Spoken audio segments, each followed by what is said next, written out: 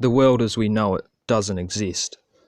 The world is just somebody else's idea conjured up. Think of the world as a bubble and think outside the bubble.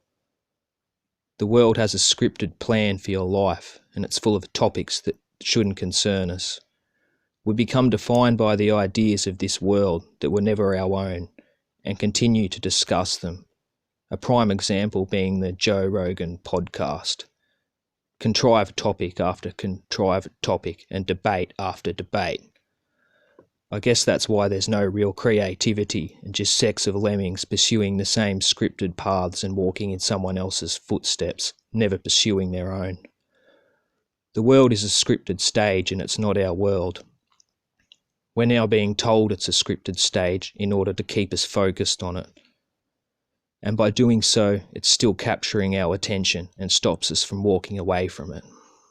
Thousands, if not millions, of desperates who work for the world and continue to portray it to us. The world is not physical. Though you are matter, the sky is not. The world only exists in your mind. The world as you know it is nothing but a television show. It only exists through television, radio, fake history, a contrived impending future, and in the indoctrinated minds of those whom have been influenced by it. It's referred to the world when it's not our world, nor our own personal reality. People determine their self-worth from their positions in somebody else's idea. They determine judgment upon others from where they're situated in somebody else's idea. They become products of somebody else's idea, especially regarding their passions and interests. They watch cartoons rather than drawing them.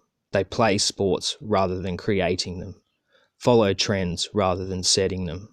True creativity is to be shunned and discouraged. The world does not exist in reality. I guess that's why children make their own fun and have the greatest imaginations of all. A child can write stories that are 1,000,000 times more unique than an author who's been at it an entire lifetime. A 10-year-old child can write a greater story in 10 minutes than an established author can in 2 years.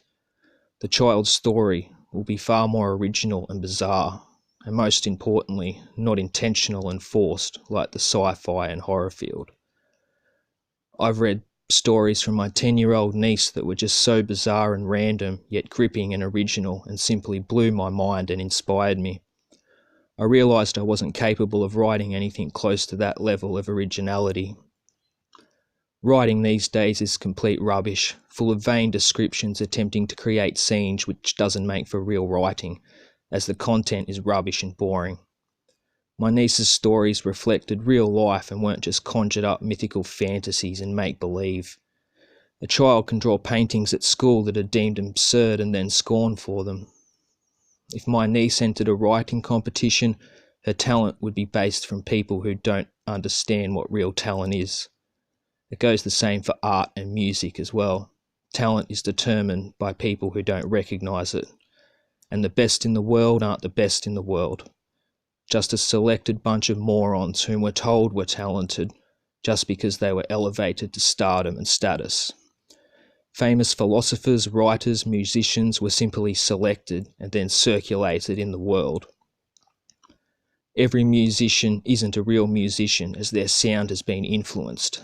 They all have been influenced from their predecessors. I'm often asked who my favourite writers are, to which I don't have an answer. I'm asked what I'd like to do with my life, to which I don't have an answer. Although I don't believe in Christianity, the verses about be in the world but not of it have never made so much sense, along with you must become like children. I find them to be metaphorical in some way. I'm asked what my passion is, and I don't have an answer. My passion is my passion in itself, and that alone. It's strange how people feel so pressured to fit in, and then consider themselves flawed for not meeting the demands of society.